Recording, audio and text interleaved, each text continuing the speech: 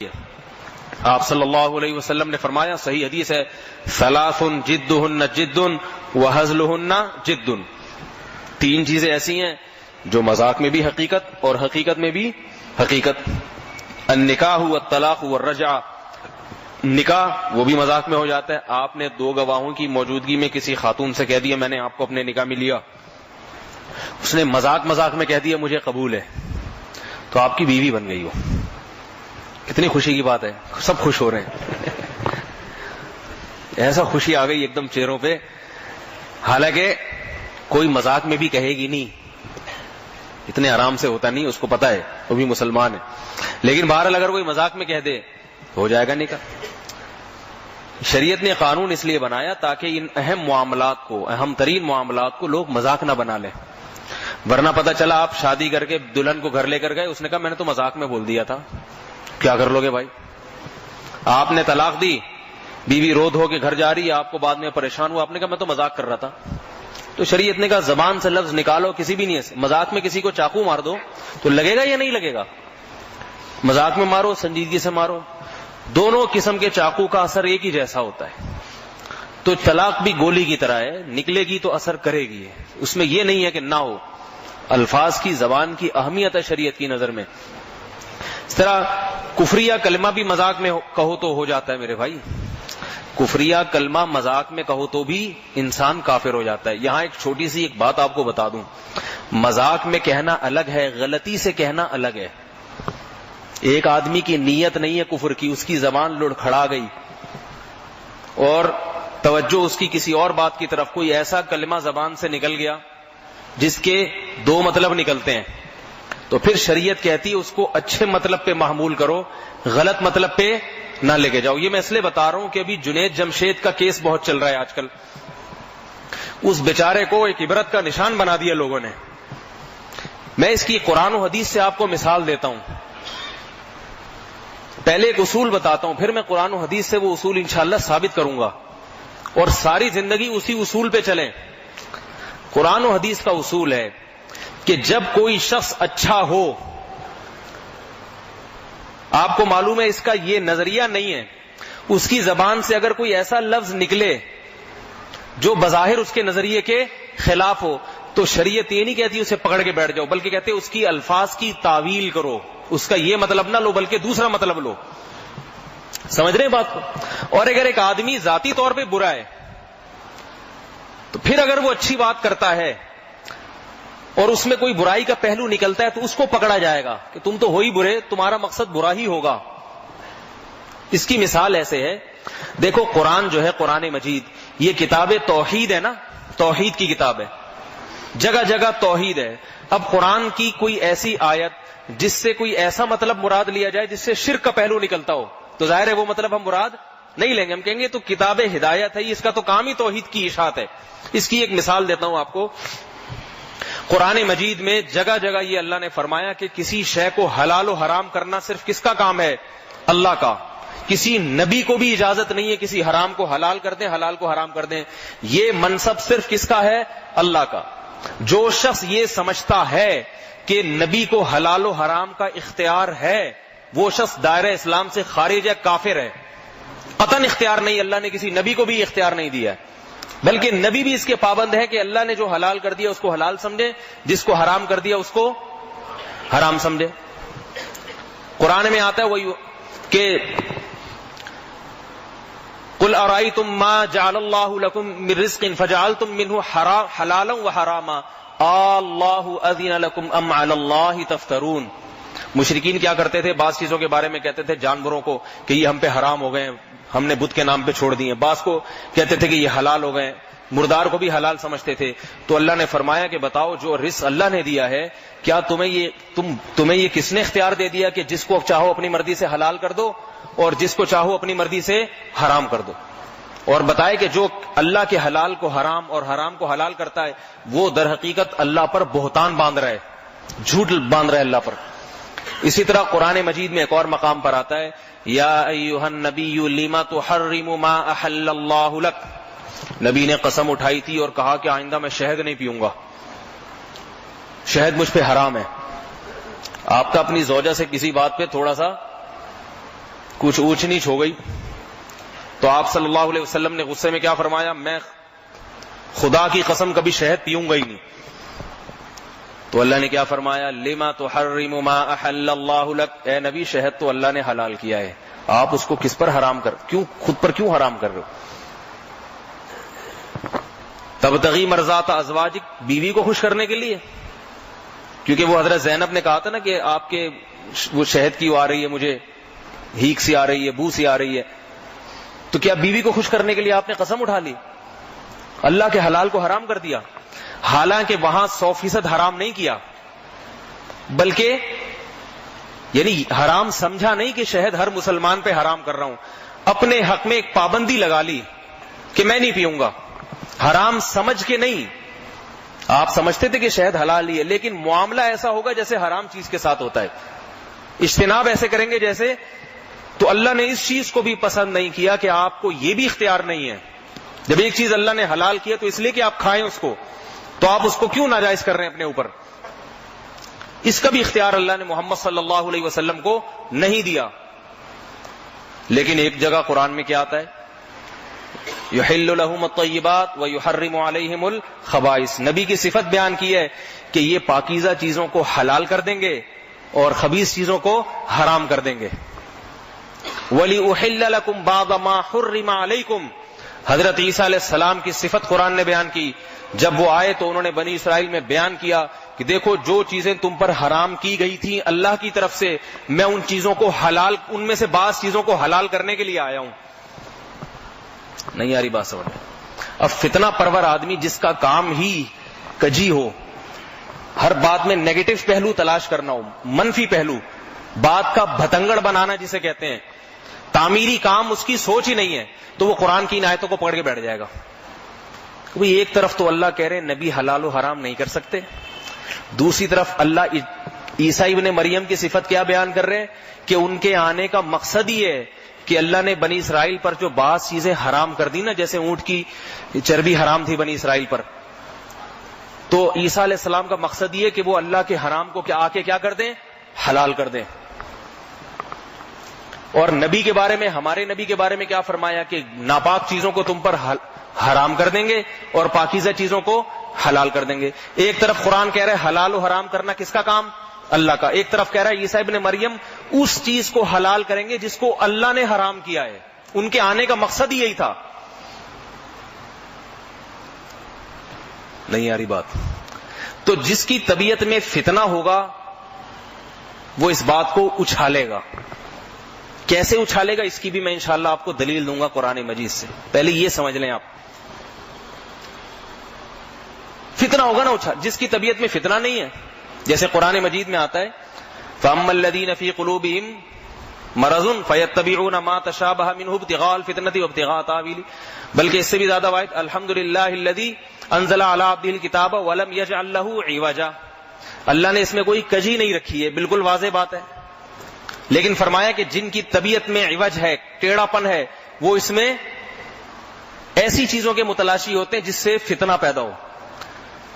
سمجھ میں آ رہی ہے بات؟ تو اب جس کی پازیٹیو تھنکنگ ہوگی نا، مثبت سوچ ہوگی، وہ کیا کہے گا کہ بھائی جب جہاں نسبت حلال و حرام کی حضرت عیسیٰ کی طرف یا نبی کی طرف کی ہے تو یہ نسبت مجازی ہے، حقیقی نہیں ہے.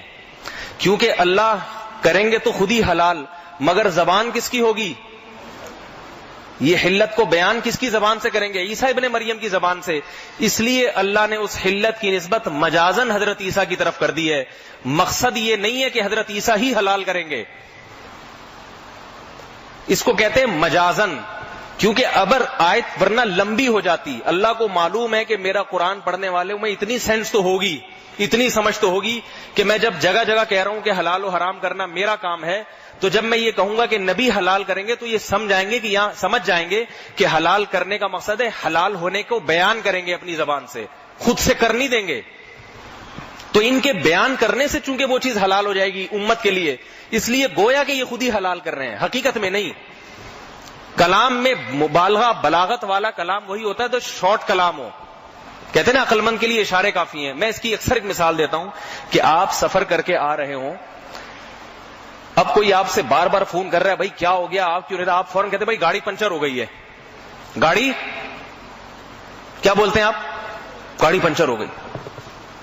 آپ عقل مند ہوں گے تو سمجھ جائیں گے گاڑی پنچر کا مطلب گاڑی کا ٹائر پنچر ہو گیا ہے.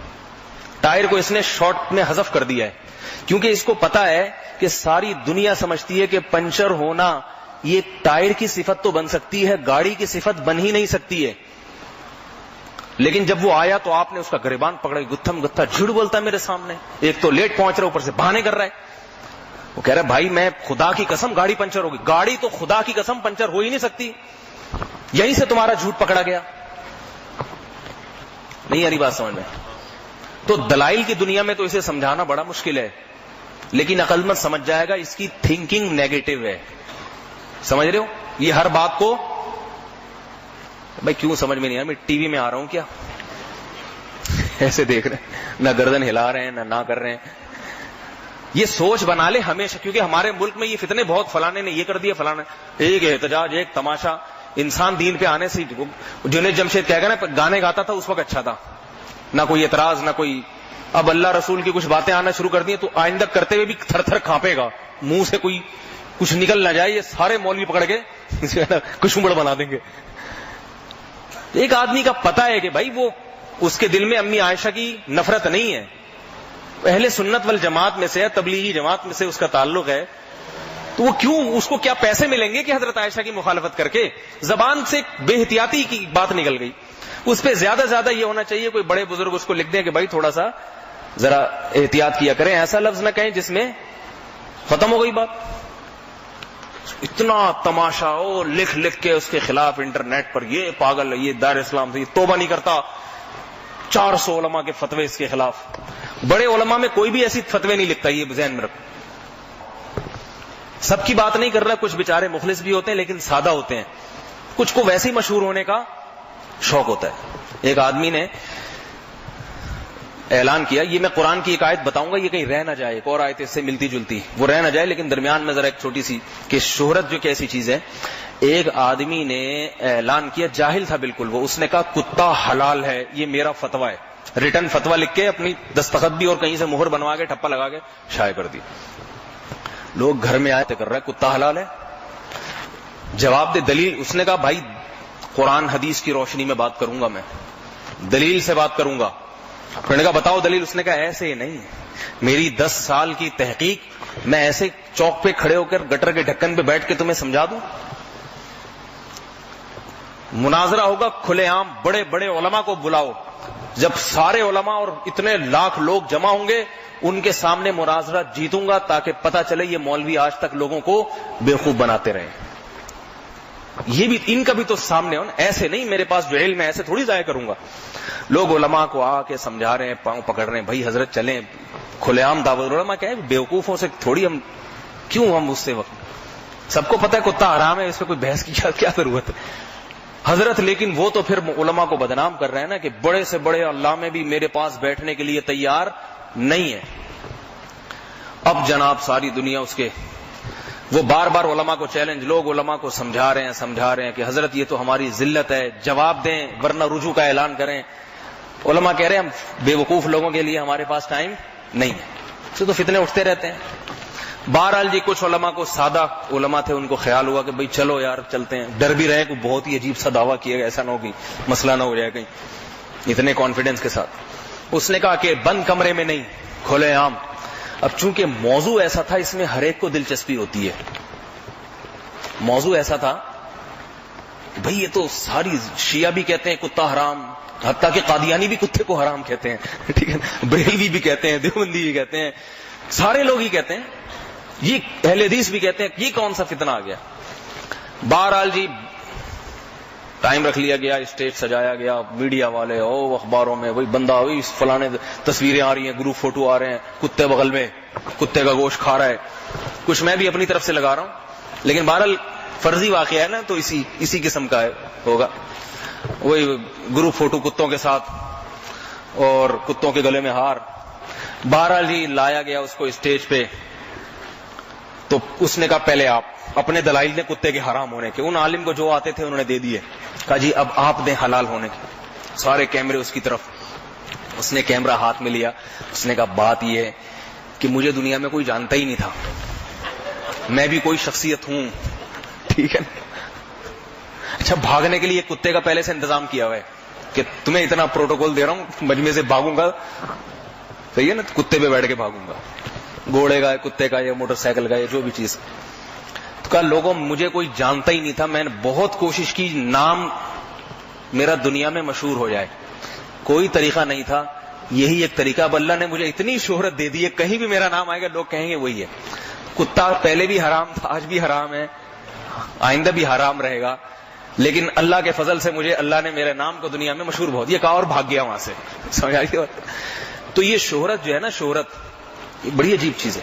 اب یہ لیز چپس کے جب لیز والوں کا وہ آیا تھا نا کہ یہ حرام ہے, تو اس میں جو بڑے علماء دارالعلوم کرنگی کے یا جامعۃ الرشید کے یا بنوری ٹاؤن کے جو بعض بڑے مفتی حضرات ہیں, وہاں سے کوئی فتویٰ نہیں آ رہا. چھوٹی موٹی مولوڑیاں جو ہے نا, ہمارے حضرت فرماتے تھے کہ 3 قسمیں ہوتی ہیں عالم کی. ایک ہوتا ہے مولانا, جو ذرا تھوڑے سے زیادہ پڑھی کہتے ہیں حضرت مولانا. اس سے تھوڑے کم درجے کے ہوتے ہیں مولوی صاحب. فرماتے تھے کہ اس سے جو اور چھوٹے درجے کے ہوتے ہیں نا, جو بڑے فتنے ہوتے ہیں, وہ ہوتے ہیں مولوڑی. یہ حضرت نے خود ایک فارم نکالی ہوئی تھی, مولوڑی یعنی چھوٹے چھوٹے نئے نئے مدارس سے فارغ ہونے والے, جن میں علم میں پختگی نہیں ہے لیکن مشہور ہونے کا شوق بہت ہے. ابھی آتا واتا کچھ نہیں ہے لیکن مشہور ہونے کا شوق بہت, مولوی.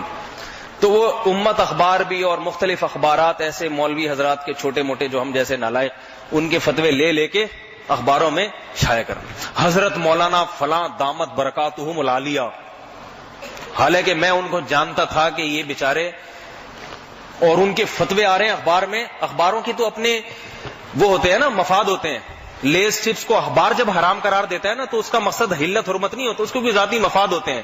وہ چپس والوں سے کچھ اس نے پیسے وصول کرنے ہوتے ہیں, یا یہ کچھ بتہ لینا ہوتا ہے, یا کچھ چکر ہوتا ہے ان کا آپس میں. اخباروں کی خبروں کو اتنا زیادہ اہمیت نہ دیا کریں جب تک کسی باقاعدہ ادارے سے, کوئی اتھینٹک کسی بڑے ادارے سے فتویٰ نہ ہو تحریری, تو اس تک اس کی کوئی اوقات نہیں ہے. تو بڑے ادارے جتنے ان کے بڑے مفتیان, مفتی تقی عثمانی صاحب خاموش ہیں, مفتی رفیع عثمانی صاحب خاموش ہیں, جامعۃ الرشید کے بڑے بڑے علماء خاموش ہیں. حیران لوگ کہہ رہے ہیں حضرت جی, حضرت مولانا فلاں مفتی دامت برکاتہم العالیہ کا بھی فتویٰ آ گیا ہے.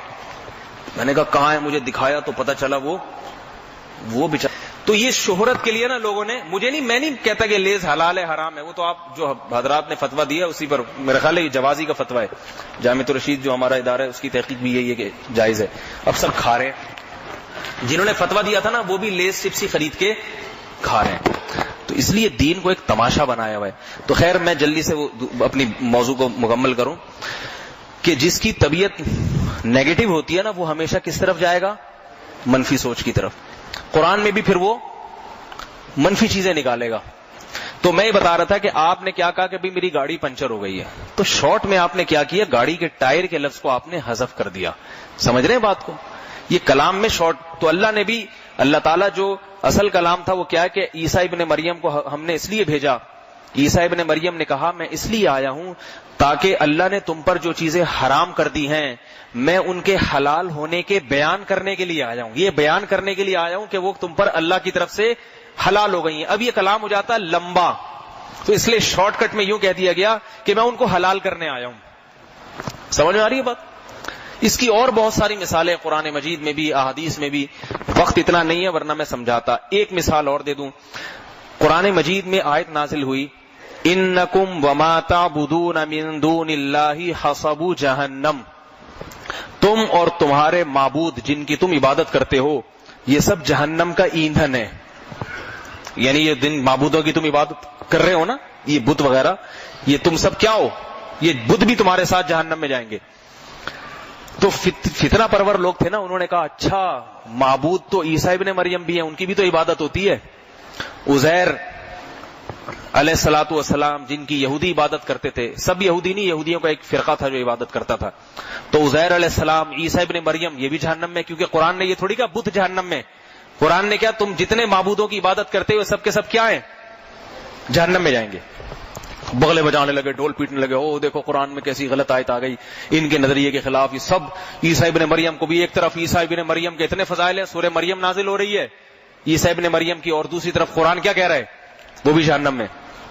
تو قرآن نے اس کے جواب میں آیات نازل کی, فرمایا ما ضربوه لك الا جدلا, فرمایا محمد انہیں معلوم ہے کہ اس آیت میں ہماری مراد میں عیسیٰ ابن مریم داخل نہیں ہے. یہ خوب سمجھتے ہیں. آیت کے سیاق و سباق سے پتہ چلتا ہے کہ عیسیٰ ابن مریم اس میں یہ بات ہو رہی ہے بتوں کی، معبودان باطلہ کی بات ہو رہی ہے. کیونکہ عیسیٰ ابن مریم کے بارے میں ہم نے جگہ جگہ واضح کر دیا ان ہوا الا عبد انعمنا علیہ، کہ عیسیٰ ابن مریم اللہ کے بندے ہیں جن پر ہم نے خصوصی انعام کیا ہے. تو انعام کی کتنی جگہ اللہ نے بیان کر دیا نا. تو جس پر اللہ کا انعام ہوتا ہے اسے جگہ جگہ مستثنا کرنے کی ضرورت نہیں ہوتی. دیکھو میں آپ کو بار بار کہتا ہوں نا، کوئی شخص ہے کہ میں نے بار بار کسی شخص کے بارے میں کہا کہ بھئی زید جو ہے بڑا نیک آدمی ہے، زید کو کچھ نہیں کہنا، زید سے میری خاص رشتہ داری ہے، اور زید جو ہے نا وہ بڑا نیک آدمی ہے. اب جس گھر میں زید رہتا تھا، ایک دن میں نے کہا اس گھر میں جتنے افراد ہیں سب نالائق ہیں، تو آپ خود سمجھ جاؤ گے زید اس سے مستثنا ہے. کیونکہ میں نے اتنی وضاحت کر دی ہے زید کے مستثنا ہونے کے بارے میں کہ وہ میں نے کلام میں اختصار کے پیش نظر کہ لمبا کلام نہ ہو جائے کہ بھئی اس کی تو ضرورت ہے ہی نہیں دوبارہ ذکر کرنے کی، وہ تو سب کو پتہ ہے، اپنا آدمی ہے، اپنوں کو تھوڑی کوئی کہتے کہ سارے بیوقوف ہیں، وہ تو خاص مرید ہے، خاص شاگرد ہے یا خاص متعلقین میں سے. تو اس لیے جو ہے اس کے علاوہ کی بات ہو رہی ہے. تو اللہ نے کیا فرمایا ما ضربوہ لک الا جدلا، انہوں نے سوائے جھگڑا بڑھانے کے لیے، ان کی نیت کیا ہے جھگڑا بڑھے، ورنہ ان کو بھی پتا ہے کہ اللہ کے کلام میں جو اللہ نے کہا کہ سارے معبود جہنم میں جائیں گے، اس میں حضرت عیسیٰ داخل ہیں ہی نہیں. ان کے بارے میں تو جنت کی درجنوں دفعہ بشارتیں ہم دے چکے ہیں، پیغمبر ہیں، اور ان کے بارے میں یہ معلوم ہے وَإِنَّهُ لَعِلْمٌ لِلسَّاعَةِ، وہ تو قیامت کی علامات میں سے قرب قیامت میں نازل ہوں گے، ایسے مبارک ہیں. تو اس لیے اللہ تعالیٰ نے نبی صلی اللہ علیہ وسلم کو تسلی دی کہ آپ ان کے اشکالات سن کے پریشان نہ ہوں، بل ہم قوم خصمون، ان کا کام ہی جھگڑے کرنا ہے. دیکھو کیسی تسلی والی آیت، بل ہم قوم خصمون، ان کا کام ہی کیا کرنا ہے جھگڑے. کیا مطلب؟ آپ نے ان کے ایک اشکال کا جواب دیا نا، تو آئندہ یہ پھر کسی بات میں کوئی نہ کوئی عیب نکال لیں گے. اس لیے ان کے پیچھے پڑنے کے بجائے اپنے کام میں لگیں، ان کے جوابات دینے کی فکر میں بولو بھائی نہ لگیں. کیونکہ بل ہم قوم، ان کا کام یہی ہے. اب انسان کلام میں اگر اتنا احتیاط برتنا شروع کر دے نا پورے ناپ تول کے، پھر تو کوئی بات ہی نہیں کر سکتا، وہ کوئی بات ہی نہیں کر سکتا. تو اتنے لمبے لمبے نوٹس لکھے گا اپنی دکان میں. وہ کسی نے بتایا نا کہ واقعہ ہے کہ ایک آدمی نے کی دکان تھی، پتہ نہیں وہ انڈوں کی دکان تھی یا کس کی دکان تھی، تو اس نے لکھ دیا یہاں انڈے ملتے ہیں. تو اس کو خیال ہوا انڈے ملتے ہیں تو کوئی یہ نہ سمجھے کہ فری میں ملتے ہیں. تو اس نے پھر بلکہ پہلے اس کو خیال آیا کہ انڈے ملتے ہیں، یہ کوئی غیر شائستہ سی اردو ہے، ذرا ادبی اردو ہونی چاہیے. تو اس کو پھر بورڈ ہٹا کے اس نے لکھا ہوا یہاں انڈے دستیاب ہیں. کسی نے کہا کہ یار انڈوں سے کیا سمجھ میں آئے گا کہ کس کے انڈے؟ مرغی کے انڈے، بطخ کے انڈے. اب پاگل آدمی تو یہی باتیں کرے، عقل مند کو پتا ہے کہ جب عام انڈے ہوتے ہیں تو مراد مرغی کے انڈے ہی ہوتے ہیں. تو اس کو کیا لگے نہیں یار یہاں واضح ہونا چاہیے، تو لکھ دیا یہاں مرغی کے انڈے ملتے ہیں، مرغی کے انڈے دستیاب ہیں. اب خیال ہوا کہ دستیاب ایسا کوئی یہ سمجھ سکتا ہے کہ فری میں مل رہے ہیں ہے بھائی. تو پھر چینج کروا کے لکھایا کہ یہاں مرغی کے انڈے فروخت ہوتے ہیں.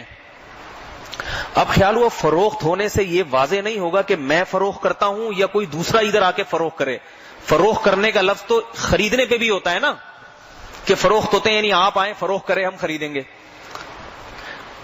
تو پھر اس کو کیا کر رہا ہے یہاں مرغی کے انڈے میں فروخت کرتا ہوں، یہاں مرغی کے انڈے میں فروخت. بھئی وضاحت ہونی چاہیے نا، بات کلیئر ہونی چاہیے، گول مول باتیں اسلام میں جائز نہیں ہے. یہاں مرغی کے انڈے میں فروخت کرتا ہوں. اب خیال ہے کہ یہ تو پریزنٹ انڈیفینٹ ٹینس بن گیا، کنٹینیو کی طرح کا. کرتا ہوں کہ مطلب سارا دن یہی کام رہتا ہے میرا. اس سے تو کیا لوگ سمجھ، کوئی 12 بجے آئے گا اور میں نے انڈے لے کے نہیں بیٹھا ہوا تو اگلا کیا کہے گا کہ آپ نے لکھا ہے میں کرتا ہوں، تو اس سے تو یہی ظاہر ہوتا ہے کہ ہر وقت کرتے ہیں.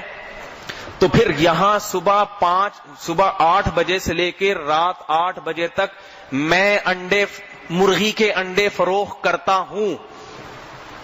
اب سوال آیا مرغی کی دو قسمیں ہیں, ہو سکتا ہے کوئی دیسی انڈوں کے چکر میں ادھر آئے اور میں فارمی دوں تو میری ٹھکائی لگائے کہ تو نے لکھا تو مطلق انڈے ہیں, اور ہم اتنی دور سے انڈا موڑ سے سفر کر کے آ رہے ہیں تیرے پاس, انڈا موڑ چھوڑ کے تیرے پاس انڈے لینے کے لیے آ رہے ہیں ہم, اس لالچ میں کہ مطلق انڈوں میں دیسی بھی شامل ہیں, تو ایسا نہ یہ انڈے اٹھا کے میرے سر پہ مار دے. تو لہذا اب یہ بھی لکھو کہ یہ فارمی ہوتے ہیں. تو یہاں فارمی انڈے صبح 8 بجے سے رات 8 بجے تک میں فروخت کرتا ہوں.